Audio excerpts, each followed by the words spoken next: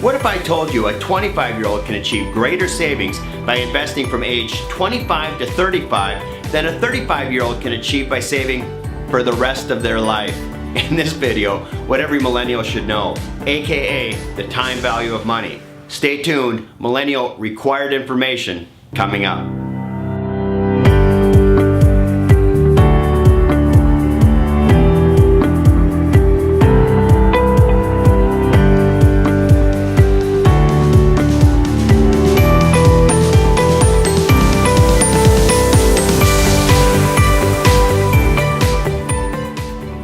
Hey everyone, it's Jeff Drayton, Certified Financial Planner Professional and founder of Jeffrey A. Drayton Financial Planning and Wealth Management, LLC. In these videos, I share my thoughts on financial planning topics for individuals and households. If you're watching this video on YouTube, go ahead and subscribe. And if you are viewing this from my website, fill out that sign-up form so that we can contact you when new content becomes available. George Bernard Shaw once said, "Youth is wasted on the young."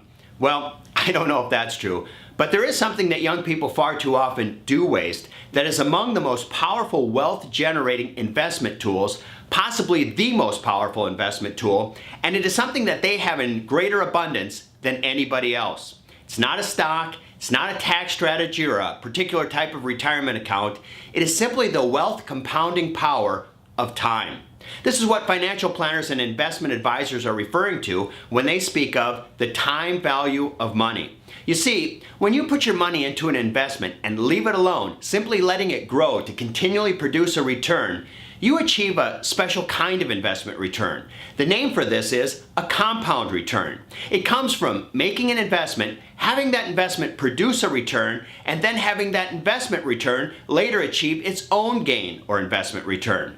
As this happens over and over again, your gains compound upon themselves, hence the name. And as a result, the return is not simply linear, but exponential. The effect of this is literally amazing. I'm about to walk you through a case study, a scenario that I have seen many times, and yet, even as I go through it now, I still find it a bit astonishing. It almost doesn't seem like it can be true, but it is. Math doesn't lie. So here goes, the story of two savers and how their investments grow over time. Here we have Sarah and Jennifer. Sarah and Jennifer have known each other for a long time. They went to high school together, college together. They both became attorneys and they even went to law school together. They're out of school now. They both recently turned 25 and they each have nice jobs working at two different law firms. As soon as Sarah got started in her work, she decided that she was going to make saving a priority. She immediately put a plan in place to set aside $5,000 a year into an investment account with the goal of achieving an 8% investment return on her money. Jennifer, on the other hand, had other plans. She wanted to get established with a new place to live. She was tired of driving the beat-up car that she drove in college and law school. In short, she decided that savings would have to wait until she got a little more established. Hence, no $5,000 a year, no expected return. So now we're going to fast forward a decade. Sarah and Jennifer are now 35 years old, and all during this time, Sarah has stayed true to her commitment of saving $5,000 a year into her account. After 10 years of having done this, she now has a basis or an amount of money that she has invested of $50,000. However, add to this the fact that she has also been achieving her 8% annual return, and over these last 10 years, she has now also earned an investment gain of $22,433, giving her an account total balance of $72,433. Sarah and Jennifer get together to catch up on old times, and as part of that conversation, Sarah mentions to Jennifer the saving strategy that she has had. With that, she also mentions the slightly more than $70,000 that she has been able to accumulate. This ends up being a bit of a wake-up call to Jennifer, and therefore Jennifer decides that the time has come for her to get busy and start saving also. She decides to make that same commitment that Sarah did and begins putting away $5,000 a year with the goal to make an 8% return. Ironically, about this time, things have taken a bit of a bad turn for Sarah. Sarah's married now, but her husband recently lost his job. Furthermore, they're expecting a new baby, their second, and Sarah decides she just can't afford to keep making her $5,000 annual contribution. Going forward, she is not going to add to her account anymore. But fortunately, she doesn't need to withdraw the money that is already in the account. She could just let that money continue to grow. So now another decade has gone by. Sarah and Jennifer are each 45 years old, and Jennifer has been a diligent saver for every one of the last 10 years. Now, she has a basis of $50,000 in her account. She has made $22,433, and her total account balance is $72,433. Sarah, on the other hand, never did get back to adding to her account. However, she did receive her 8% annual return during the last decade, and therefore, although her account still has a basis of only $50,000, her total balance is $156,377. Over the last 2 decades, she has now had a total investment gain of $106,377, and her account balance is more than twice that of Jennifer's. However, Jennifer doesn't get discouraged. She realizes that since she got a bit of a later start than Sarah, she needs to do some catching up. So she commits to continuing her $5,000 annual contributions. Another decade goes by.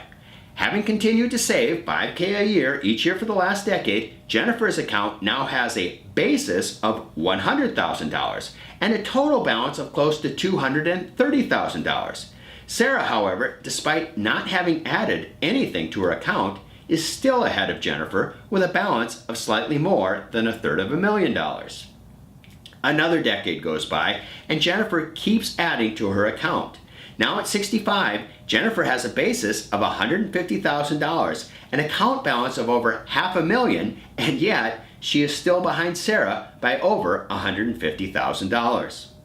Jennifer keeps adding to her account, and neither Jennifer nor Sarah make any withdrawals. At 75, Jennifer has a basis of $200,000, and yet she is now over $275,000 behind Sarah. At 85, Jennifer has contributed $250,000, 5 times as much as Sarah, but she has over $500,000 less in her account. At 95, Sarah and Jennifer have now lived past what had been their life expectancy. The last time Sarah made a contribution to her account was over 60 years ago, when she was 34 years old. Jennifer will have contributed $300,000 to her account, 6 times more than Sarah, and yet her total balance is slightly more than $1 million less. In short, Jennifer never caught up to Sarah. You know, frequently when I sit down with young individuals or young couples, I find that it can be tempting to have an attitude like Jennifer's. It can be easy to think that, hey, we have our whole lives to save. And honestly, that's true. You do. And you should have a philosophy of lifelong saving. And I also understand all the headwind that you face at this stage in your life for trying to put money aside in savings. You're beginning your career and therefore are likely making the least amount of money that you ever will in that career. You're trying to get established, maybe purchasing a home, a car, and all the things that go along with setting up a life. You might also have debt from student loans or credit cards. All these things conspire against you in trying to have a saving and investing strategy at this point in your life. However, what this analysis illustrates is the very powerful asset that people who are in the early part of their adult life have that is simply unavailable to their mid or late career colleagues who are likely making much, possibly several times more in income. Young people have time.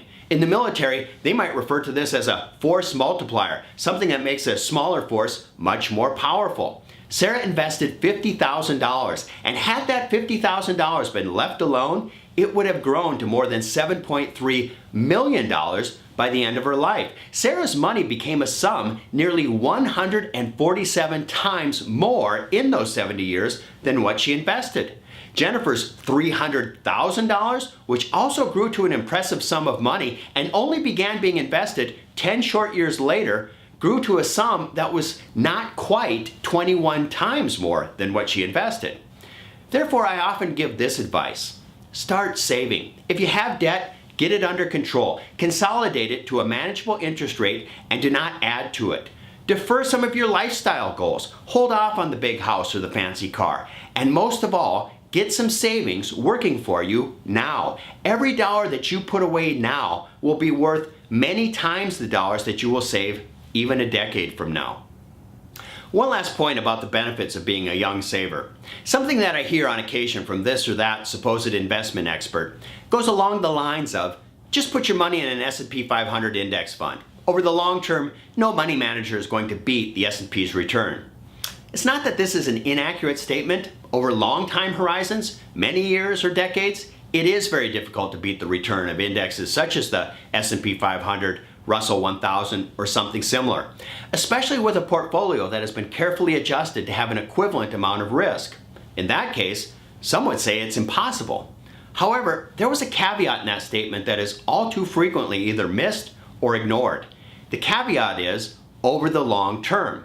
People who are one or maybe even a couple decades away from retirement need to start managing their portfolio for the market's volatility, which is to say, risk. At that point, a large market downturn could have a devastating effect on their ability to retire when they want and with the lifestyle that they were hoping to achieve.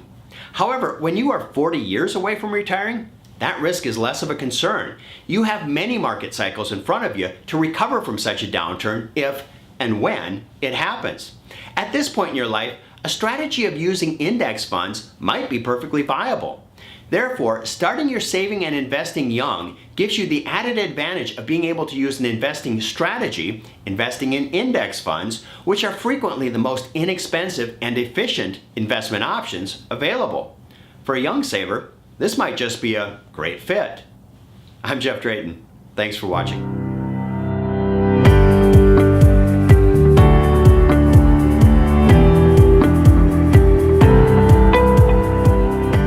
Hey everyone, as always, nothing in this video is meant to be specific advice for you.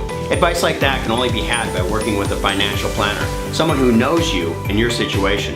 I would encourage you to seek out someone who is a certified financial planner. This is signified by the letters CFP with the registered trademark sign following his or her name. I would also encourage you to work with a fee-only financial planner. Now that's two words, fee-only, not fee-based, not fee plus commission. Both of those terms mean that the planner or advisor can receive commissions and is therefore not free of the conflict of interest inherent to commission sales. Again, I'm Jeff Drayton. Thanks for watching.